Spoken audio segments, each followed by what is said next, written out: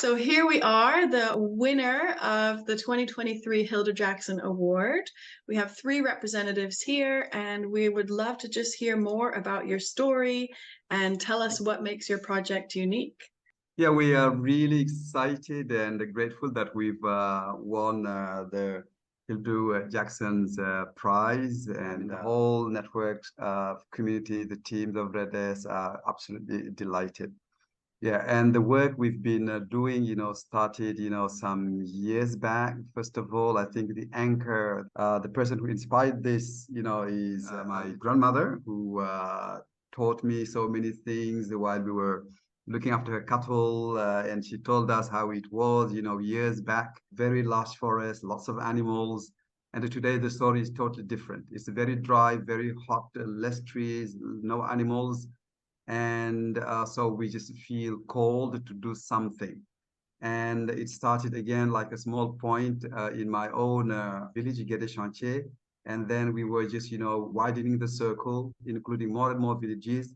And today, I mean, the work is taking us across the border with the Mauritania. So we're working with the 50 villages in Mauritania and 50 villages in Senegal. Just last week, we sent, thousands of trees to Mauritania. When we do the workshops, we do it together.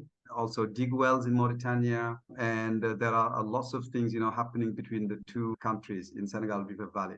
And our vision is to build a trans-border Ecovillage hub, again with Mauritanian villages and Senegalese villages together to regenerate the environment, to also to rebuild the broken connections due to the climate disruption, due to colonial heritage. There's a lot of fear still, even though we've been theoretically, independent for 45 years. I mean, the colonial heritage is still very heavy here. People are afraid of crossing the border, etc. So our role is really to fix this, and also this artificial border which divides families into 2, which divides people, separate people from their land, etc. We're trying to find ways really to reconnect the communities, and so that we can deepen our cooperation, our vivre ensemble, living together. And also we do this with also the support of international and local university students. My friend Marie Nazon, who is in charge of the international service learning in Ecovillages in northern Senegal, will also share more. So we bring together Senegalese and mainly American students together to support communities. While they do this, they also learn a lot, teach a lot, and share their enthusiasm and knowledge. And things have been really growing steadily. And though sometimes, we face some challenges here and there, but I mean, on the whole, we're really happy with the achievements. I think I'll stop there. And I can add, first of all, I just really have to say again, thank you to Ousmane for his vision, for his passion, for really inspiring us, Katrina and I, to really be in this work. It is because of his drive that we're here. We're here to support this work, and his love for the planet. His love for the planet and for Senegal. And I came into this work as a faculty from City College of New York, situated in the village of Harlem in New York City. We partnered with REDES to bring service learning opportunities to City College students. And in that connection, we have been able to connect as well with the Senegalese student because of Dr. Pame, who is a faculty at Cheikh Anta Diop in the English department, recruiting students from Senegal. And our program is not just Americans, it's Senegalese and American students learning and working together. And I really want to emphasize the service learning because it's different from study abroad. But with the service learning, students are doing hands-on work. They're learning, they're doing research, and they're supporting the community in terms of the things that the community are needing at the time, in collaboration with Ousmane and the work that he's doing. and they come away, and it's a 3-week program. And we also have longer programs at REDES with our service learning program. But the one that I've been part of for a long time is City College, and it's a 3-week program. And I can tell you the transformation that happens to students within 3 weeks is truly phenomenal. And so we've been doing this some 10 years now, and I can tell you that the cross-fertilization in terms of cross-cultural understanding and appreciation continues long after the program is over for both sides. To this day, students still maintain connection. Many of them maintain connection from the internet and WhatsApp. And so they continue to connect and they continue to learn from each other. And so it's just been really, for me, very nourishing and important work that we do with REDES. And it goes beyond climate change. It is human change, human transformation.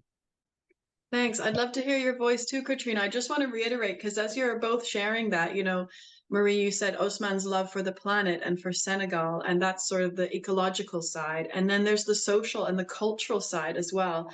And Jen is really about this holistic whole systems. And I think that REDES has just really shown that, that it's really the human and the environmental and how they mesh together. Yeah, I just really hear that as you're both sharing. Thank you so much. Katrina, what for you makes REDES unique, or what's been your journey in the project? I'm a friend of Marie's, and I had heard about her doing these service learnings, and I have a love for Senegal. I had been visiting there for many years and was married to a Senegalese man, but I didn't go for quite a few years. And then Marie mentioned that she was still doing her program. So I was like, oh, I want to go. I want to see what you're really doing. We finally figured out that I just would, I'd go on my own dime, and I went as an observer. And that's when I met Ousmane. And it really was amazing to see the transformation, not only to the students, but to the villages that we inhabit, the villagers, everybody gets touched. And it's just amazing. And I think for the Americans and even the Senegalese students, who many of them come from the cities, to go to the villages, these remote villages, and see how these people live, how simply they live, to show them that it's possible to have a happy life, to live well and within the earth and the community. And it's okay. You don't have to have televisions and high rises and cars. You can have a fulfilled life in a very simple way. And so my attraction also was Marie and I were interested in doing something in terms of recycling and the garbage situation. So we were kind of focusing that way. And in 2020, right before the pandemic began, Ousmane reached out to me because I had just come back from Senegal, and he was starting a virtual support team. And he reached out to me and asked me if I would join that. And I was like, of course. So after joining that and being involved with that for almost a year, he said, well, why don't you just join the team? And I just felt this was the thing that I knew that I could do to make a contribution, not only to my own purpose and to my own life, but to the people of Senegal and also the college students that we work with. I've kind of worked with him with media and outreach, and I vet a lot of the organizations or people who want to volunteer. I'm part of the vetting process because Ousmane will say yes to everyone. And also I get to represent REDES in places that, Ousmane doesn't always have time to be in, just as a representative, or to just find out information about things that are going on in the world of climate change, sustainability, capital investments in sustainable practices, all the kind of things that could help REDES achieve its goals of the Ecovillage and sustainability, productivity, and commerce. That's my contribution. Yeah, lovely. Thanks for sharing. And Ousmane, it's wonderful that you can bring a couple representatives from your team. I'm sure that you have inspired many people to step in, and you say you were inspired personally by your grandmother. So maybe here's an opportunity to give a bit of homage to others on your team. You got to shout out like Abdul, you got to talk about him. And Yes. Ali Lee. And the gardeners. These are gardeners and Gia, Yeah. yes. The real work on the ground are done by hundreds of people, like Abdul-Jah, Katrina has just mentioned. He is the one who has been coordinating, for example, the well program of REDES. We have friends around the world sponsor wells, for example. Each well costs around 1,000 euros. And Abdul-Jah, is the one who gets the materials and coordinate the work. And also the wells built in Mauritania, built in Senegal, and it gives people much cleaner water. Their animals also, they can also start, small gardens. And in addition to this, Abdul-Jah is also coordinating our tree nursery program in Sahel. Right now, we are in a process of producing 30,000 trees. And these trees are also given around to villages, to women cooperatives, to orchards all around. Because for us, what is really important is these trees to survive. Anyone who can take care of trees are welcome to come and collect these trees. And on the other side of the river, Alili, who is the main representative of REDES in Mauritania, is also a fantastic leader. He inspires me a lot. And in the mid-90s, his village was like arid like any other village. And through a whole process of discussions, they finally decided to fence 18 hectares. And today, when you visit this area, it's a real forest.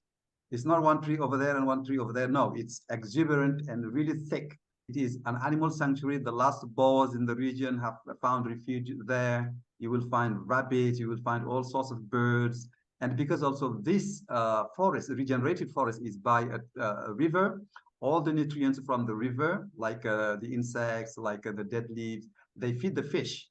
And there's an abundance of fish, and the fishing birds are back. So the full cycle of life is back within just, 20 or so years. And for us, this is a big driving inspiration, because it is a local success by local people with almost very little financial means.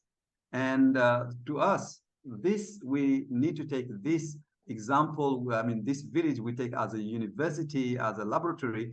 We also would like other communities in the Sahel region to know about this, and to know it's possible to reverse climate change, to reverse, desertification, to recreate abundance, to recreate connection with nature. So Alili, who is, the chief of the village, a retired teacher, is a core member of REDES, who's also done a number of things. And also, as all this is going, we are connecting more and more with beekeepers, with fishermen, with women cooperatives.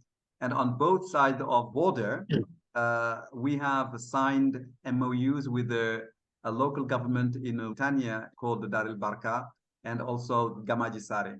So what really makes us unique, in this work we're doing, is as we are an association, we are not brought down by protocols. We can just take a boat, go to the other side of the border, talk and work with the people. Governments cannot do that, because they've got to go through really heavy protocols, and by the time they get ready, it's already too late, or very little is done. And also, what's really important also, when we were building our community center, two of the delegates from Mauritania, who were around 60, they had never crossed the border because they were afraid of crossing the border coming to Senegal, because for them, they saw this as a danger. And I also should admit that myself, first time I had to go to Mauritania, I was saying, no, I need to take my passport, go through the administration, etc. I realized that we were all sort of handcuffed by fear somewhere. And yes, and then for us, it is really important to dissipate this fear across the border, so that this Alpular community, can also come together like before colonization, etc. And then these two people, they came to help us build this intercommunity center. And for us, it's a very important symbol that they came and joined this. And today, the community center is built. We've got a number of equipment, but also we're looking for other equipment also to build the autonomy for REDES. Because so far, we've been receiving, donations of individuals here and there, to to build the wells, to construct classrooms. We've built 13 classrooms in the region, and we give 650 children the chance to go to school. With this center, when we're also planning to have solar energy around, so that we can, also start income generating businesses around the center. So, and then the center, around the center, we're also developing an emerging food forest. It was very, very hard at the beginning. The land was as hard as concrete, and we have planted over and over, and it died. And the problem was also water. And today, finally, the trees are getting stable and growing. And now with the rainy season, it looks very, very beautiful. Together also with some partners, community partners like Los Portales in Spain, they have supported us, build our irrigation system with solar panels and also pumping water into basins and then giving it. It's not enough yet. We would like to see more of this happen so that, especially in the very dry season in May and June, when really we have a fire blowing from the Sahara desert, so that also our plants can resist. And our vision in 5 years or so is to rebuild the ecosystems in the region, and also bird sanctuary, and people can come and get fruit and food. And I'm very, very excited that even our guava have started producing small guava, so which means we are going in the right direction. But we would love all these processes to be reinforced. The threats like the heat are always there to also take us a little back. You're part of the twinning project, right? Is that when you were collaborating with Los Portales and sort of cross-pollinating? And I'm sure they learned stuff from you as well. We also have a very important relationship with Damanhur, which is in Italy. Yeah. And they've come and given classes to teach the ladies how to can food, so they can preserve any excess, any agricultural products that they have. And they've helped us with tree planting, and just really part of, people in the Gen Network have reached out to us, and we have worked with them, and it's been very empowering. We all know an eco-village is a concept, and it looks different all over the world. With this concept of an eco-village, which really means back to the land, sustainable living in small groups.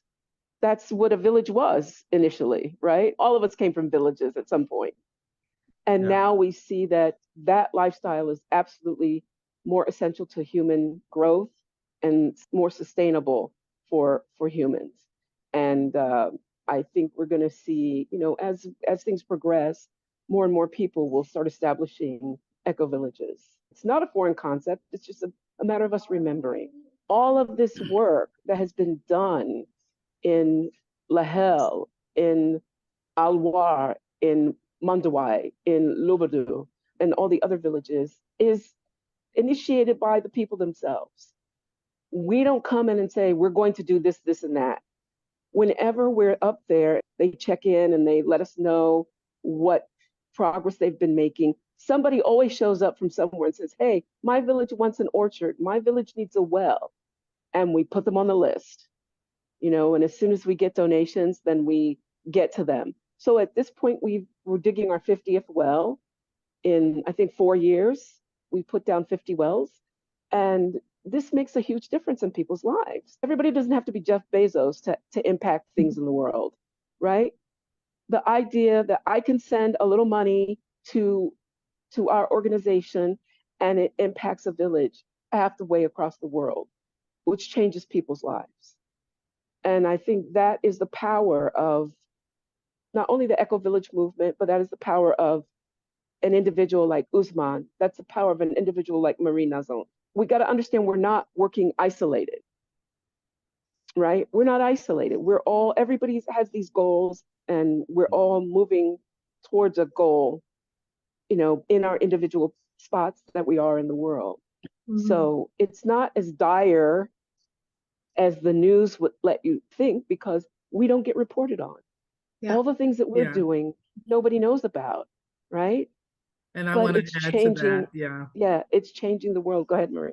Just a couple of things that came up for me. One, it's local people supporting local people. And it's not to say that help is not needed. Help is very much needed from the global community. We can't do a lot of this stuff without them. But what is really inspiring is local people putting in the effort, making themselves accountable and taking responsibility. You know, oftentimes you have the global community descend and they attempt to do everything. And there have been areas, I'm a former Peace Corps volunteer, I have seen how the international community have come and said, well, we're gonna build you a bridge.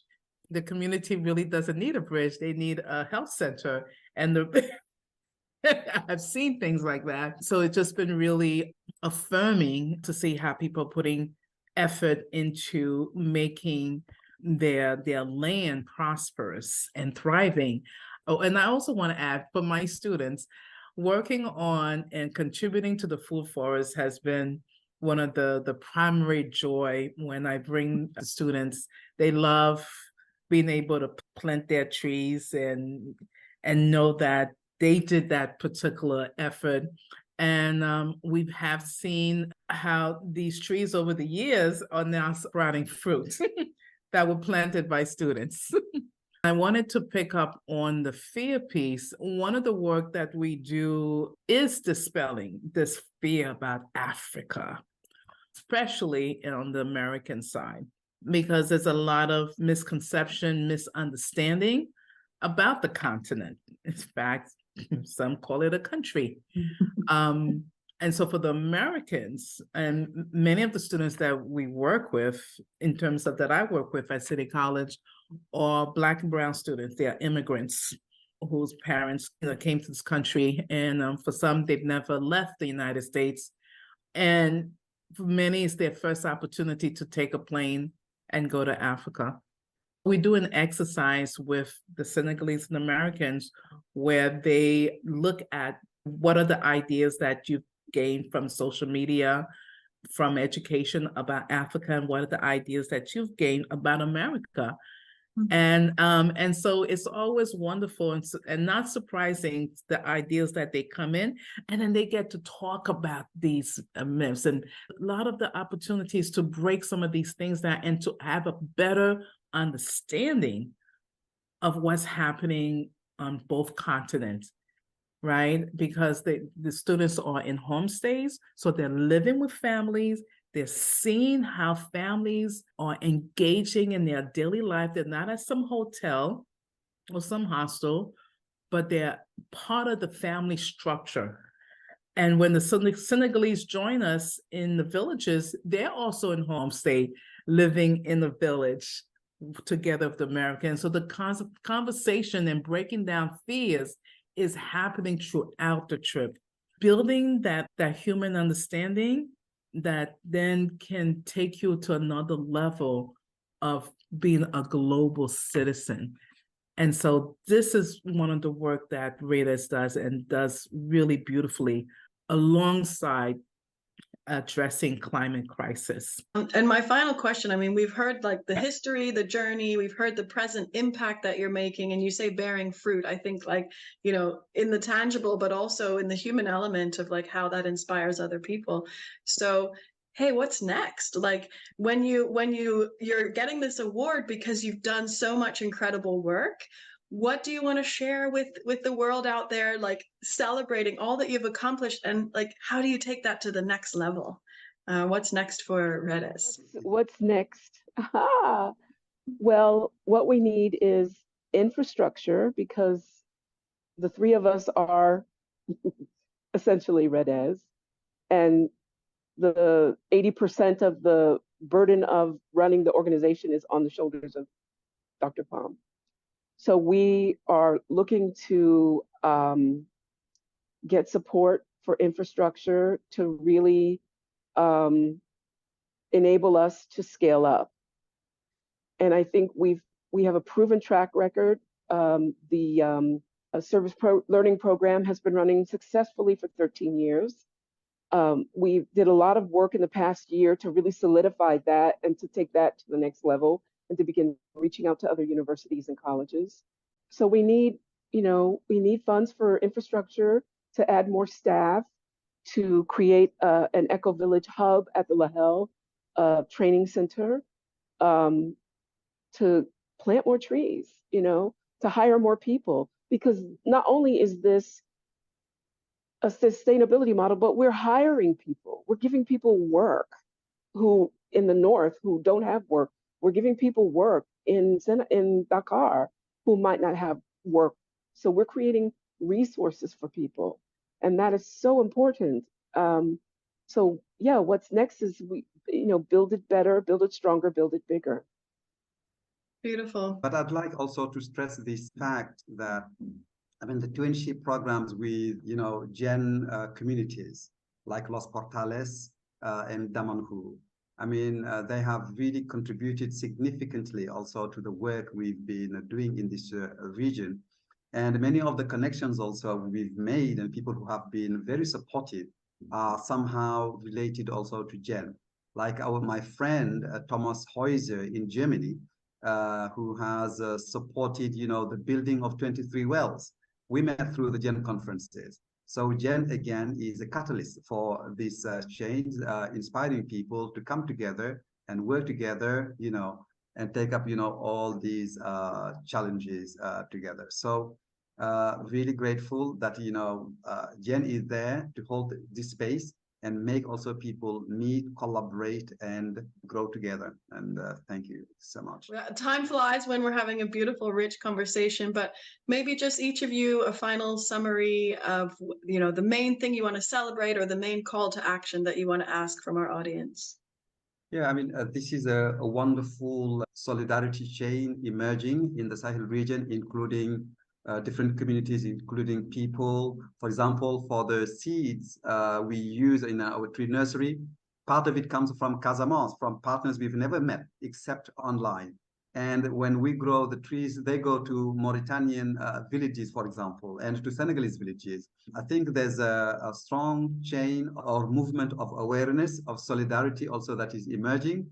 And we would like to see more support from Gen also, and also other partners around the world, so that we can also do the work together, learn together, grow together, because what we do here is not just for the Sahel, but it's for the planet. And join us. We are on Instagram. We join our Facebook. We have an ambassador program. The more that you learn about us and are excited about what it is that we do, bring your energy. That's the call to action. Yeah, we'd love to have caravans of volunteers come and support the work we're doing in southern Mauritania and northern Senegal. There's a lot of work, and also the communities are very open, welcoming, and warm. Beautiful. Thank you. That's a lovely way to end it. We're going to share all the links. We're going to share your fantastic images, and we invite the global community to join you in this celebration and in this really important core work on the ground. So thank you all so much for your time, and congratulations again. We look forward to seeing how congratulations, Ousmane, continue the work. Katrina. Congratulations, Ousmane. Take care. Thank you so much to